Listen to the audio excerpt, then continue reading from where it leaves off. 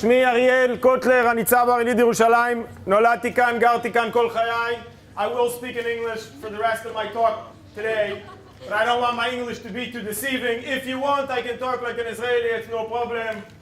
When I got pulled over on the New York State Thruway, I was driving with my family on Route 81. It was 4 a.m. I was looking on my iPad for a Starbucks. I needed an espresso. And I saw the blue and red lights behind me. The cop pulls me over, says to me, give me your license and registration. I gave him my Israeli driver's license. I said, yes, officer. He says, what is this? I said, I'm from Israel. You come to Israel, I buy you hummus. He said, okay, get out of here. But it's really great to be here with all of you today. And I just want to talk a little bit about how we can make a difference. And what's our power, the power of one. And I want to start with a story. See, close your eyes for a second. Get on that airplane, wherever you're coming. Melbourne, Joburg. Any Joburgs here? Yeah. I don't care if you're here. Did you bring me Borvos? Pop? Something? Okay. But, you know, I don't care where you came from. I mean, you got off that airplane after umpteen hours of flight.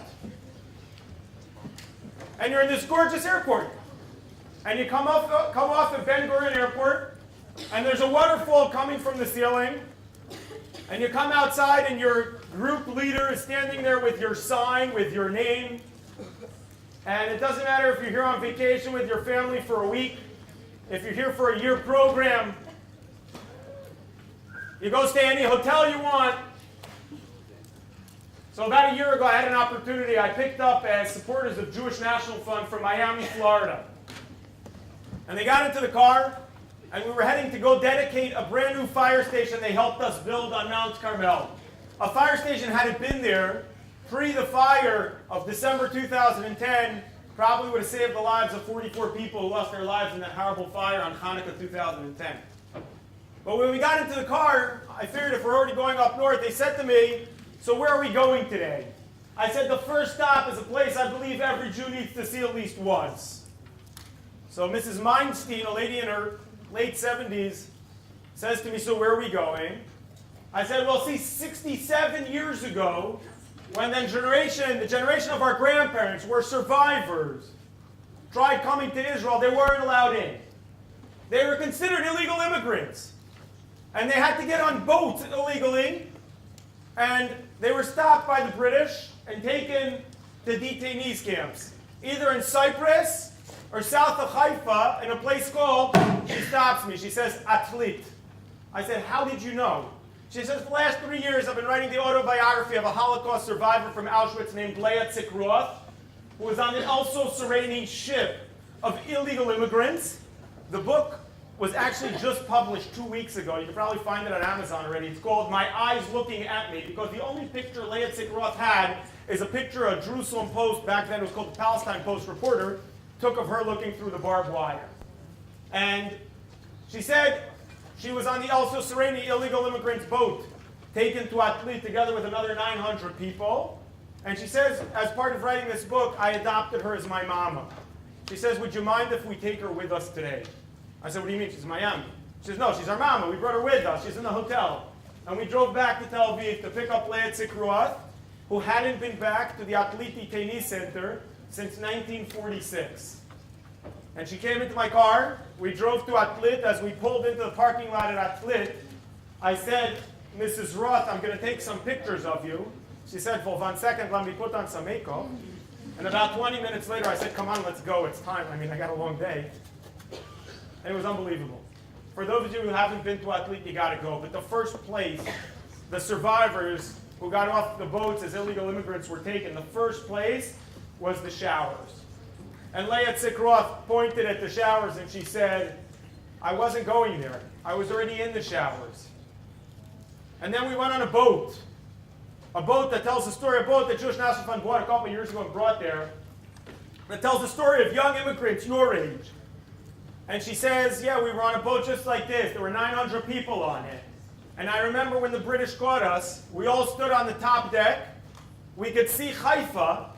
There was no Medinat Yisrael, but we all sang Hatikva. We went into the archives, and Leah Roth left with about 15 pictures of herself from 1946 she had never seen before. And that changed my life. See, because we take it for granted. Because we were all born post-1948. Guess what? We were even born post-1967. We never lived through an existential threat against the state of Israel. And we all take Israel for granted. We don't know what it means to be Jews without the land of Israel, without the state of Israel. And that's the message. And that's why we're your voice in Israel. Guys, Friday night, we're going to celebrate the most celebrated Jewish holiday. Leila Seder, Pesach Eve, okay?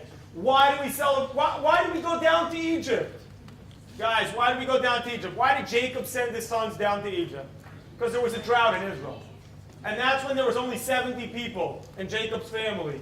Today with 8 million, we don't have enough water. You all have water bottles on your table. Guys, you know Israel has 29 and a half days of rain annually? That's the average. Did you know that Israel is the #1 country in the world when it comes to recycling sewage water? Any Californians in the room? Okay, don't be so proud. You only recycle 1% of your water. And you have a really, really bad drought in California. Israel recycles almost 80% of its water. The second country after Israel is Spain, and they recycle between 17 and 21% of their water. And this water, what do we use this water for? We have them in 250 dams and reservoirs that Jewish National Fund built around the country. What do we do with this water, with this recycled water? What do we do? Agriculture, very good. And what do we use agriculture for? What? Food? Food is great, but we use it for Zionism. Because the 80-20 rule of 80% of the land, 80% of the people living on 20% of the land can work great in Australia or the United States. But in a country like Israel, when you're not there, somebody else will be. And we have to settle that land. And we have to be Zionists. And we send people to the Chalutza sands on the border with Egypt, or to the Arava desert, which is 11% of the land of Israel, with only 3%, with 3,000 people living on 11% of the land of Israel.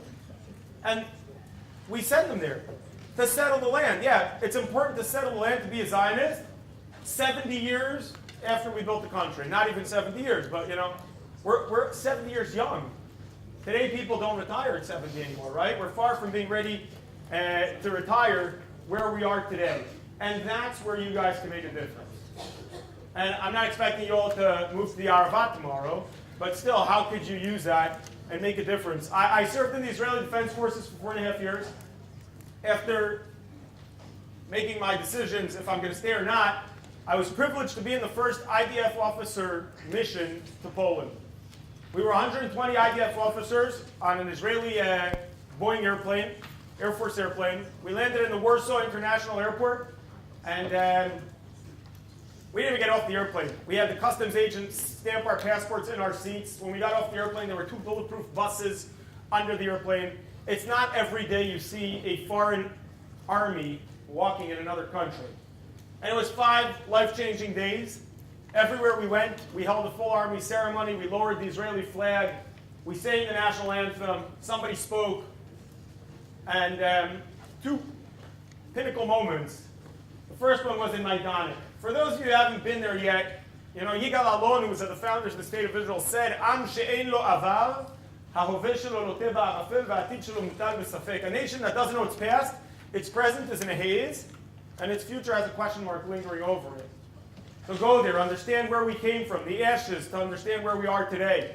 And in Majdanek, when you come from Israel, they tell you to take those water bottles you got on your table and fill them with earth.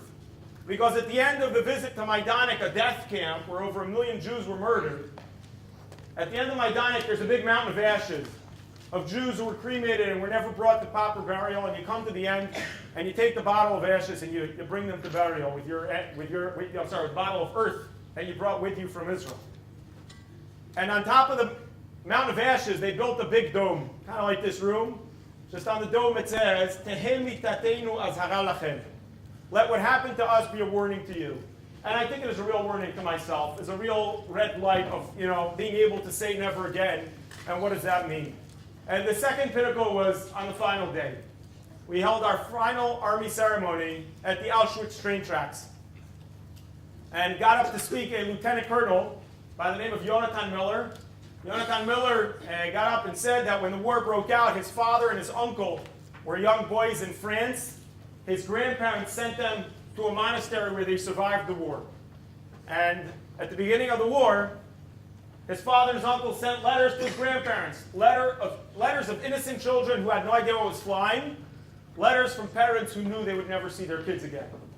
Jonathan Miller said 60 years ago, it was in 2001, 60 years ago, aboard a train with 2,000 people aboard left France. Whoever survived the 2 weeks journey on these tracks arrived right here. Within hours was cremated. On that train were my grandparents. He says, Grandpa, in one of your final letters you asked us, do we have a garden? And in our garden, do we have any trees? I'm sorry to answer your letter 60 years too late. We have a garden. We're still fighting for it every single day. And here in front of you are 120 of its best trees that will make sure this never happens again. Guys, you're the trees. Stick your roots in the ground. I was standing next to Israel Avira, a Holocaust survivor from Lodz. I put my arm around, somehow they're always little short people. I put my arm around him. And Israel Avira looks at me and says to me, Ariel, if 60 years ago you would say there'd be a state of Israel, no one would believe you. If you'd say the state of Israel would have Tzahal, the army, people would think you crazy. But if you would tell me that in 60 years I would come back to Auschwitz, where I lost my mother and my brother, where I was liberated with my father, we came to Israel, my father was injured and then died after Israel's War of Independence, that I would come back as a grandfather of 9 with 120 IDF officers, looked me in the eye and said, we won. And what are we going to do about it? Are we going to take that for granted? I'm sure while you've been here on your trip, you went to the Kotel, you went to the Western Wall, the holiest place for Jews in the world. And I'm sure you went there through the Mamilla Mall. You saw the Nespresso shop, the Tommy Hilfiger outlet, you got a grande latte at Aroma, right? Guys, that was the border. 45 years ago, you couldn't even go there. So your kids will take it more for granted than you do. And if you won't transfer this message of what Israel means to me, to the world, to your friends, to your family, to your next generation, we're in big trouble. And it's up to us to make that difference. They say if you love what you do, you never work a day in your life. I've been part of the Jewish National Fund family for the last 12 years. I wake up every day knowing that by the time I go to sleep, Israel will look a little bit better. And you guys have that same opportunity. Make your voice sound. You know, countries can fall through this website. I'm sure you never heard about it, Facebook. You know, as part of the Arab Spring, how they used it. Guys, use it for the Jewish Spring. Tell the world. Use your accounts. I heard Hanley, the girl right before me, speaking about it. Make your voice sound. I'll end with this. About 12 years ago, I spoke to a women's group of Hadassah in Queens, New York. And after giving them a speech about what Jewish National Fund was doing in Israel and how we're ensuring the future, walked up to me this lady, probably 85 years old, maybe 87, and said to me that she remembers as a young kid sitting around Seder night at the end of the Seder, singing Next Year in Jerusalem, never ever believing it could be possible. So guys, you're going to be in Jerusalem this Seder week. You're here in the homeland. It doesn't matter where you come from. Joburg, London, New York, Miami. When you get off that airplane, you're an owner of the land of Israel. And that great, great privilege comes with a huge, huge responsibility. Make sure you can tell this message to your kids, to your friends, to the next generations. In Hebrew, just 2 words, Todah Rabah.